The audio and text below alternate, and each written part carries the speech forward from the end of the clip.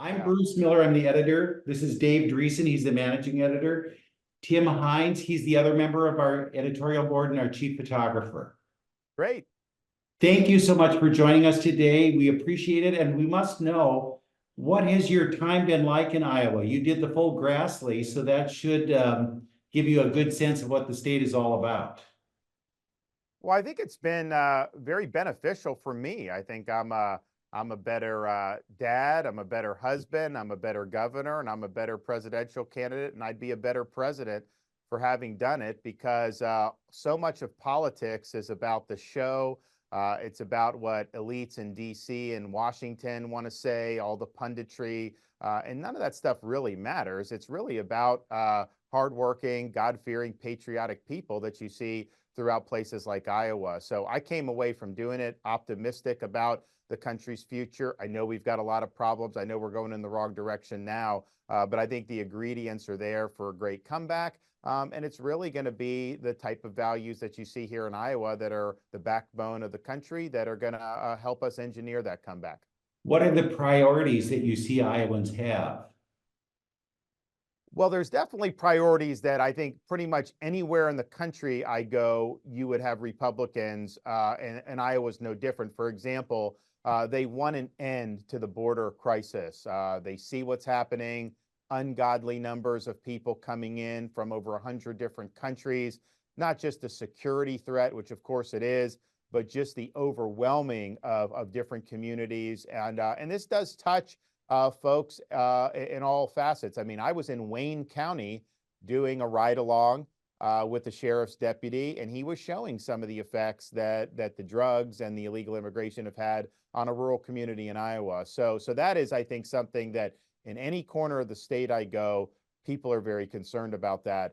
They're also concerned about the direction of the budget and the economy, particularly the interest rates, the higher prices. The media tries to paint a more rosy picture, I think, because of trying to help Biden. But the thing is your costs are just outstripping the gains that you're making. You know, Florida is one of the states where our income gains are exceeding that. But it's a tough thing when you have grocery prices going up so much over the last few years, interest rates, young people being able to afford a home. It's cost prohibitive for most of them now. So you definitely see that.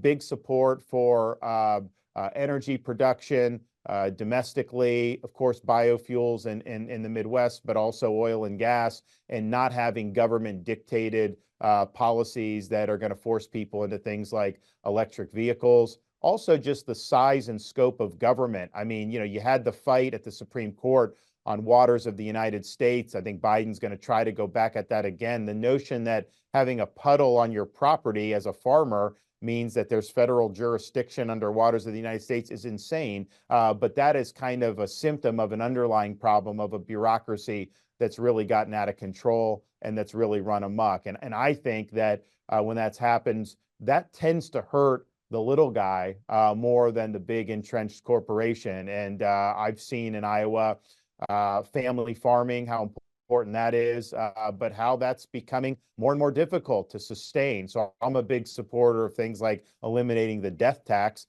because I want them to be able to pass the farm down. And you may have land that's worth a lot of money. It doesn't mean that's in your bank account, and you have to cut a check to the government. A lot of times you got to sell the property. So you see concern about the role of government, also how other states can impact. You have the Proposition 12 out of California. Basically, now California is effectively regulating other states and how they produce pork. That's not the way our system was designed. So definitely things that are impacting the local economy here in Iowa with agriculture and small business.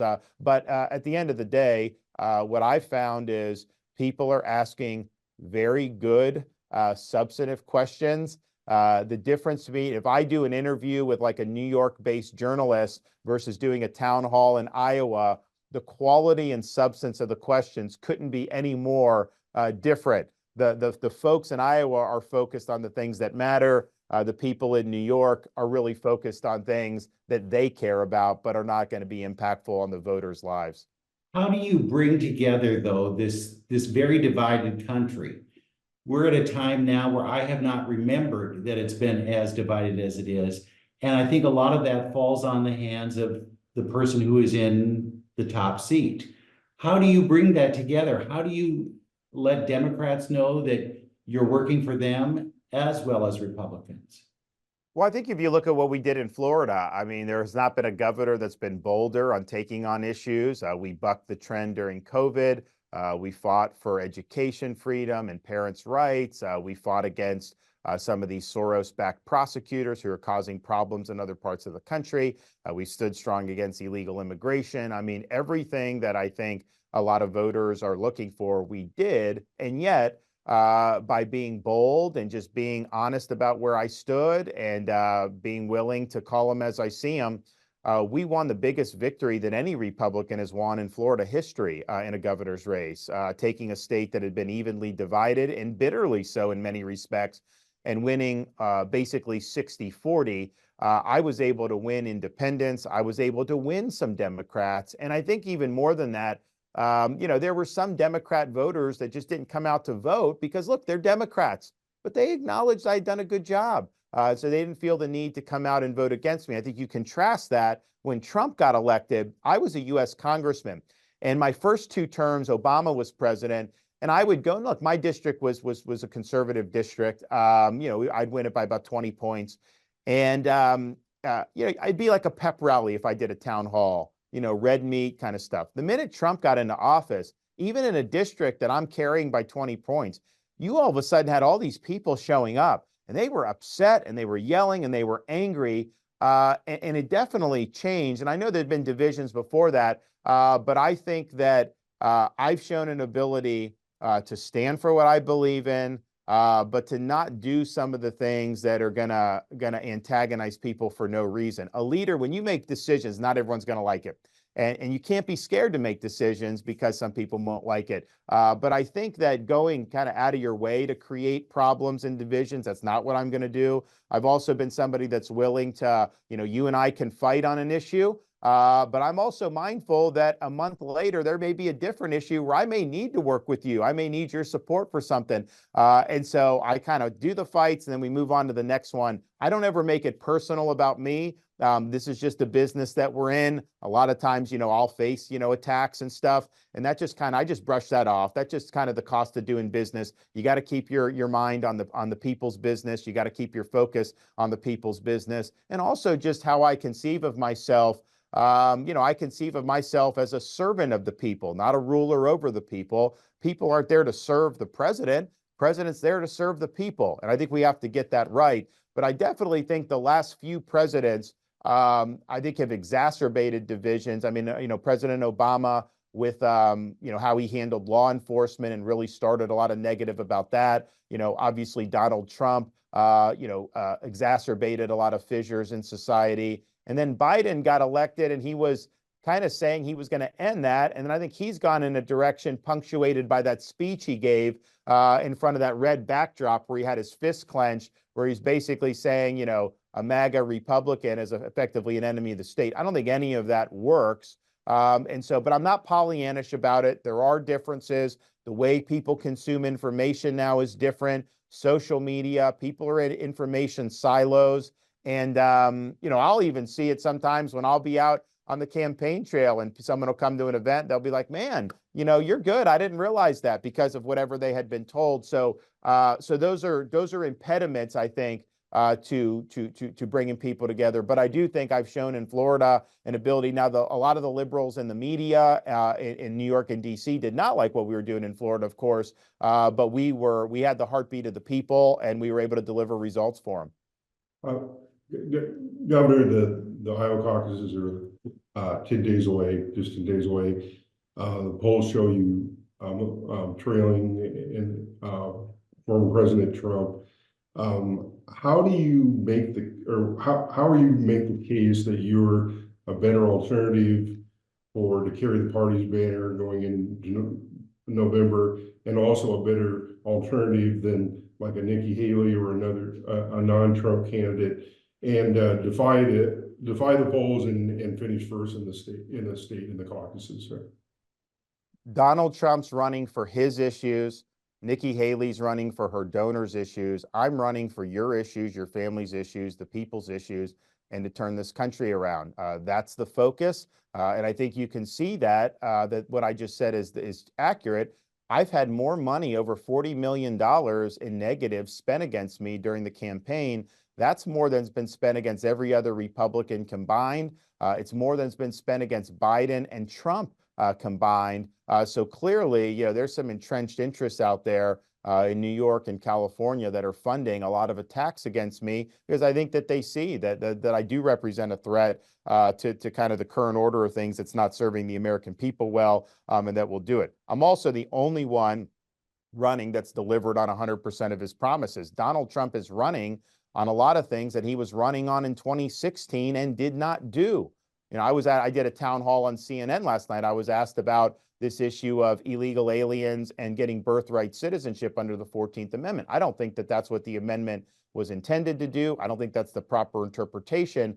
Donald Trump felt the same way in 2016. He said he was going to do an executive order, and he had 4 years to just sign his name to that, and he didn't do it. Okay, you didn't do it. Now you're running again, promising the same thing. But if you didn't do it the first time, why are you going to do it? The whole border crisis, he was hired as president largely on immigration and fixing this. And while it was better under him than Biden, if he had built the wall, Biden would not have been able to bring in this many people. So I'll deliver on these promises. I'm the only one running that's actually defeated the left on all these important issues, from school choice to banning China from buying land, to beating Fauci on COVID, all these different things that are very, very important. And then I have the best track record electorally.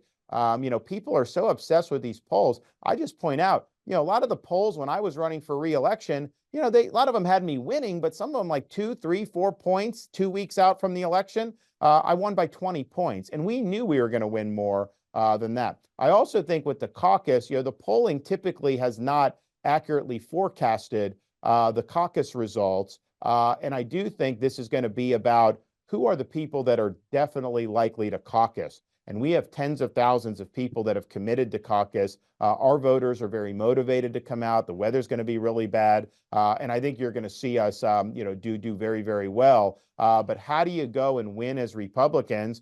You got to be a candidate that has a record of both energizing Republicans and uniting the base, but then also being able to win non-Republicans. And I'm the only one running that's been able to do that. In Florida, we won 97% of registered Republicans. That's a record. But I also won Miami-Dade County by double digits, which is 70% Latino, a lot of working class folks there who traditionally had voted Democrats. We did that. We won women by 8%. We even won 50% of single women when they were attacking me on Right to Life the entire campaign with tens of millions of dollars. So I think that's what you have to do. I think Trump as the nominee plays into the Democrats' hands, because they're going to run the whole race about the criminal trials, the legal issues, relitigating January 6th, and make the election a referendum on Donald Trump and his behavior. And that is going to energize Democrat voters to come out to vote. And so they know that, and I think that's why they're doing that. I think that's why a lot of the liberal corporate media has been much nicer to Trump so far. They'll turn on him when he's the nominee.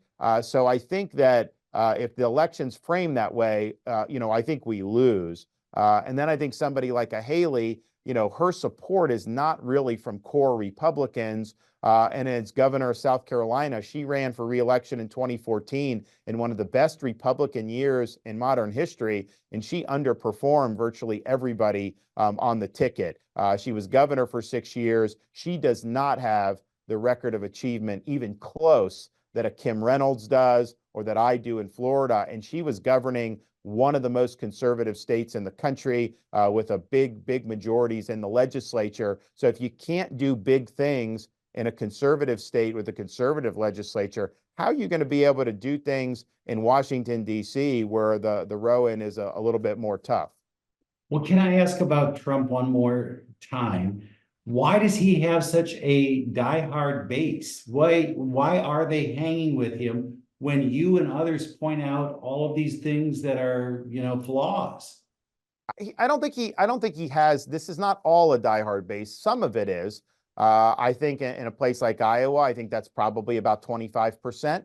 I think the stuff above that on the polls, to the extent, it's accurate or not, I think are people that are more soft. I think these are folks who know Trump. They like his policies. But I do think the way kind of the narrative is shaped has influenced this, because, you turn on Fox News and all they talk about is, Trump winning in the polls, this, that, the pundits, all this stuff. And I do think that that's why a place like Iowa is important, because you can get on the ground and you can actually earn votes from people face to face, answer their questions without having a corporate media filter, doing this. So I would say he does have hardcore support. I don't think whatever his polling is, all of that is hardcore support. I think that that's a reflection of a lot of the information flow. We really feel in Iowa, amongst the people that are definitely going to caucus, we feel that we're in really, really good shape. We also feel like we're in the best position to be able to capture the people that haven't made decisions yet. I mean, if you haven't made a decision to support Trump by now, after all these years, you're just not going to go for Trump. Then you have me, who's done all 99 counties, has a record that's consistent with the conservative values of Iowa. But then what? You're going to do a Nikki Haley where she's in New Hampshire mocking Iowa, saying, "Oh, that New Hampshire corrects Iowa voters in this process." That was insulting to Iowa voters. And then she's in town a week or so ago, and she confused the basketball star Caitlin Clark with Caitlin Collins on CNN. And I did a town hall with CNN. Caitlin Collins was the moderator. I brought her a Caitlin Clark shirt. I said, Caitlin, I didn't know you had basketball skills, but if I have a buzzer beater that I need made, I'm going with Clark, not Collins. And so, these are just things I think that Iowans see that, and they see, okay, there's a lot of money coming in to smear me, to prop her up, from interests that do not have Iowa values at heart. And I think traditionally the candidates that have done that, Iowa voters have not warmed to. So we're in good shape here to do it. I think some of the people in these polls, to the extent they're for Trump, I'm not sure that they're likely caucus goers. I mean, it's all about who turns out, and our people are ready to go. Do you need to finish first in Iowa to be in a strong enough position to win the nomination? You need to win a majority of the delegates. I mean, there's twists and turns in this process. People will always point out the last 3 Iowa caucus winners did not win the nomination. But the opposite has been true too, where in 2004, the winner of Iowa won, or 2000, the winner of Iowa won the nomination. So I think it's about accumulating delegates. We're clearly going to do well here. If you look, though, how the calendar goes, you have New Hampshire, which has much fewer delegates than Iowa. Then we go to Nevada with the caucus.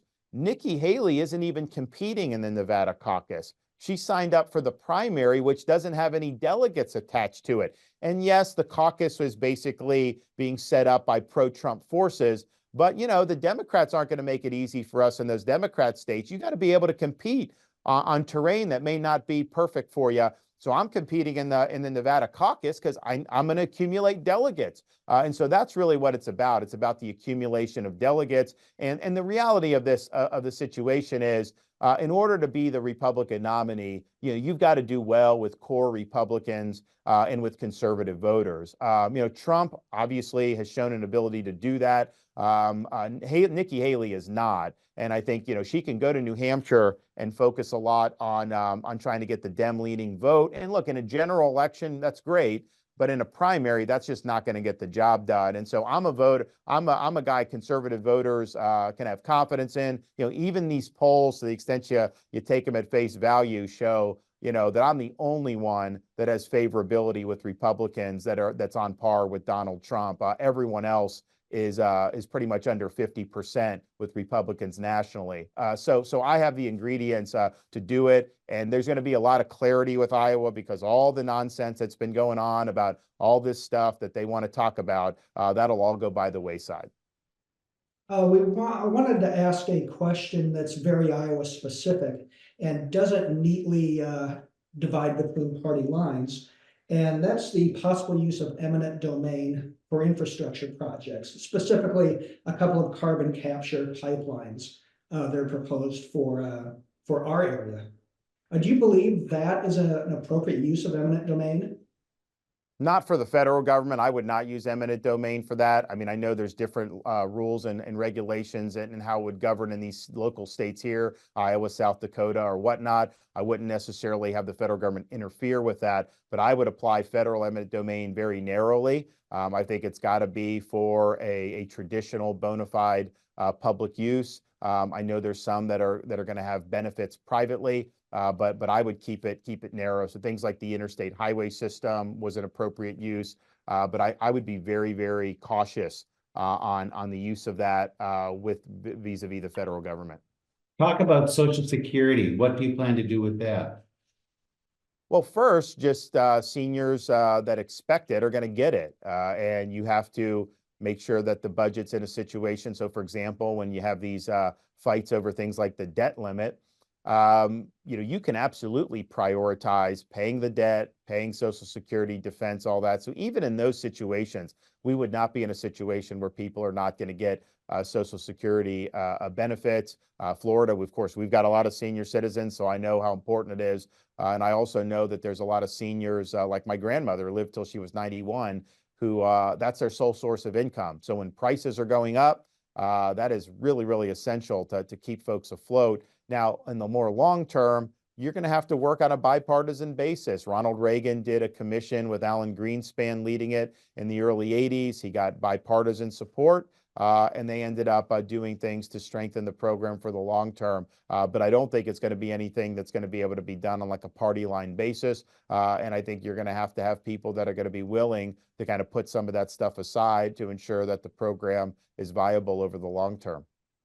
Another hot button issue, back in July, Governor Kim Reynolds, who was supporting your campaign here in the state, signed a bill in the law that bans abortions once the cardiac activity can be detected, usually around 6 weeks. And you signed a similar bill in Florida. And the one here in Iowa has been challenged by mobile groups, including Planned Parenthood. You were talking about on your CNN town hall last night about that issue. Is 6 weeks too strict, as some say, of a restriction, or if not, what should it, and if so, what should it be, right?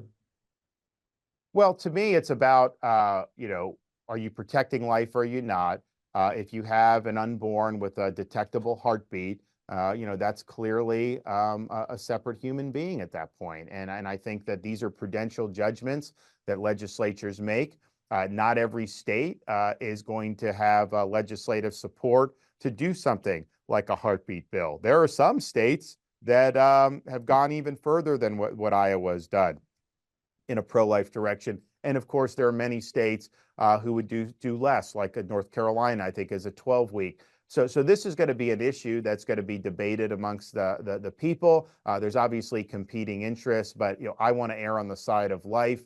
So what we did in Florida to do a heartbeat bill is something that I think flows from my commitment to the sanctity of life. And I think that people that are supportive of that, need to be able to make the case across the country in their legislators. So our bill's also under review in courts. I think it's gonna be upheld in the state. I think Iowa's will end up being upheld. But as you guys, because you followed this, I mean, this stuff can go back and forth for years. But I think ultimately, we'll win on the legal issues.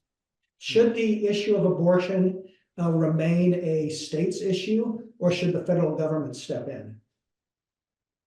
Well, I think practically, you have all the way till 1973, it was basically exclusively an issue that the states dealt with. Then when you had Roe Wade, that effectively federalized it because they were using the federal constitution as the hook to be able to override pro-life laws in every state in the country and effectively constitutionalize abortion on demand. So then you started to see legislative responses in the Congress.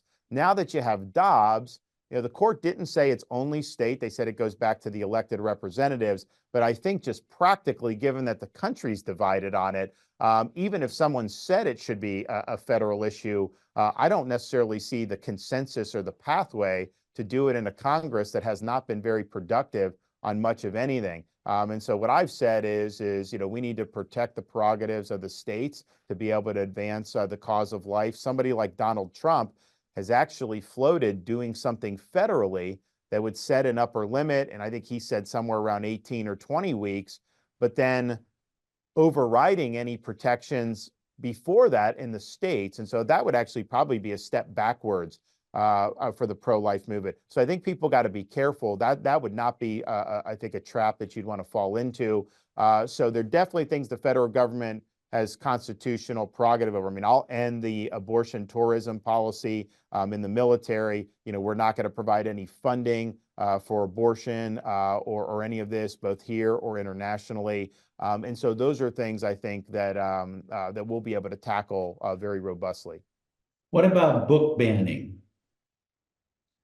Well, there are no book bans in Florida. I mean, the media has tried to say that, which basically we're empowering parents to be able to inspect the curriculum. And if there are things that are age or developmentally inappropriate that violate state standards, and they have a right to blow the whistle on that. So, for example, you know, you've had books like Gender Queer, which has hardcore pornography in it that have been put in middle school classrooms.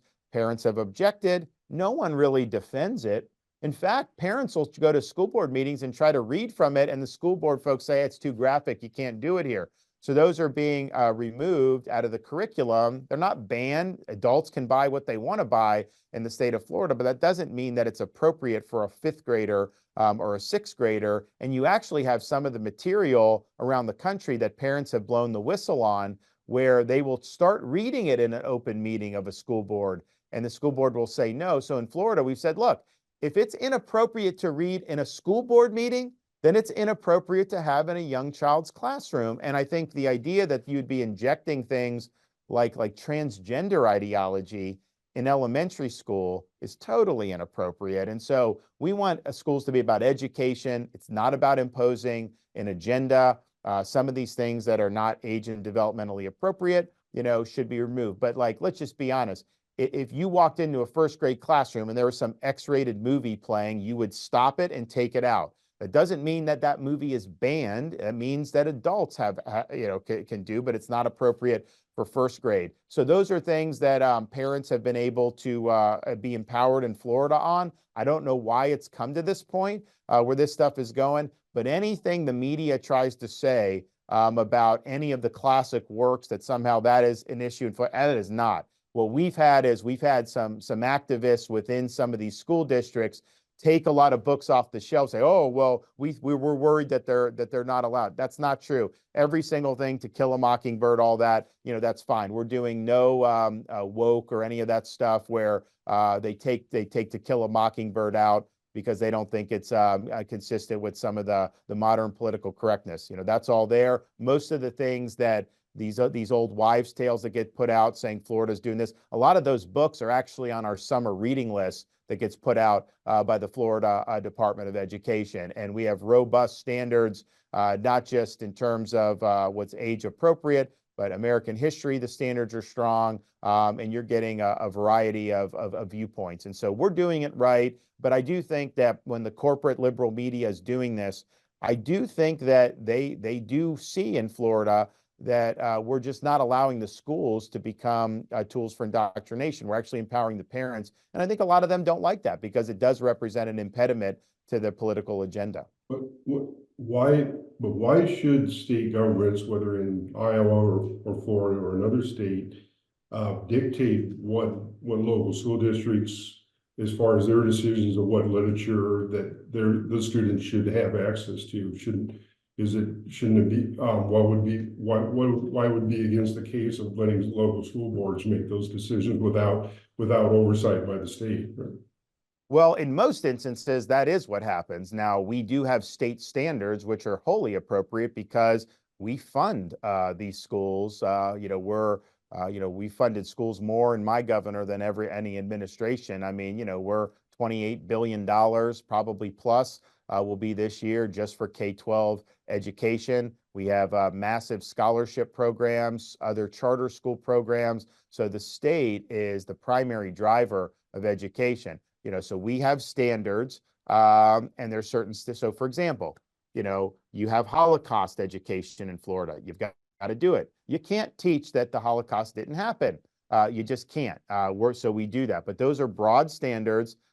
Most of the school districts on a day-to-day basis are filling in the blanks. But if we have a standard that says that the instructional material needs to be age or developmentally appropriate, then a parent can go in and say that this stuff with the pornographic material is not age or developmentally appropriate, and then get relief accordingly. But in terms of the day-to-day stuff, yeah, they have free reign to do within the confines of basic standards. And I'd note, I mean, Florida's been doing that for a long time, and our performance has consistently gone up in the last 20 years. We're now third and fourth, respectively, in fourth grade reading, fourth grade math. So we've worked really hard, particularly, to lift folks up that are less advantaged, and they've done a really good job with that, and we're proud of the progress that we've had. And we've actually had a lot of parents move into Florida over the last few years, because in states like California, it is about the agenda over the education, and that's just not the direction that we want to go.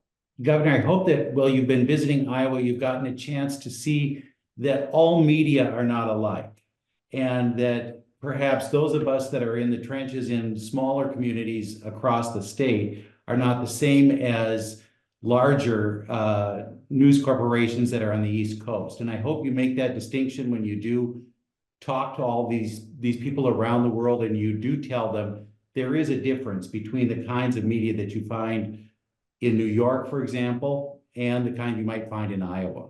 So I think 100%. I mean, I think that, in the communities throughout Iowa, I mean, people have been very fair. Like, they'll actually report what I said without trying to twist it or editorialize. And it's like, yeah, Governor DeSantis came here, he addressed these issues, he responded to these questions, and it is reporting what happened.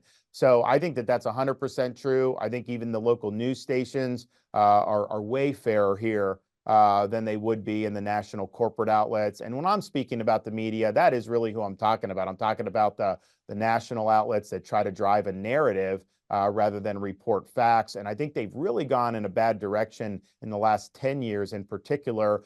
So I think that folks on the local level who are producing factual reporting, that is rare these days. And I know people locally appreciate that when they can open up a newspaper or go online, read an article, and know, you know what, that's actually what happened. Because when you're doing the New York Times or the Washington Post, the reality is like, you've got to read between the lines and think about, okay, what agenda are they trying to do? What are they not telling me about all this stuff? What narrative are they trying to spin? So I've enjoyed being able to talk to folks throughout Iowa on a local level. And I think that they've treated me entirely fairly. And I think that what they've reported, I mean, largely, I don't know that I can find an instance where there's an inaccuracy, whereas almost anything that comes out from the New York and DC based publications, it's riddled with inaccuracies and phony narratives. Well, we thank you so much for being with us today. And if you'd like one last chance, why should we vote for you? Well, Donald Trump's running for his issues. Nikki Haley's running for her donors' issues. I'm running for your issues, for your family's issues, and to turn this country around. We're in jeopardy of turning over to our kids and grandkids in America less prosperous and free than what we inherited. I'm not going to sit idly by and watch the managed decline of this country. We know that we can turn it around. Florida is proof positive of that. Iowa is proof positive of that. I'm proud to be endorsed by Governor Reynolds, and I'll be able to get the job done, both in the election, but more importantly, delivering these big results that we so desperately need. Thank you so much for joining us today, and good luck on the trail. Okay, take care.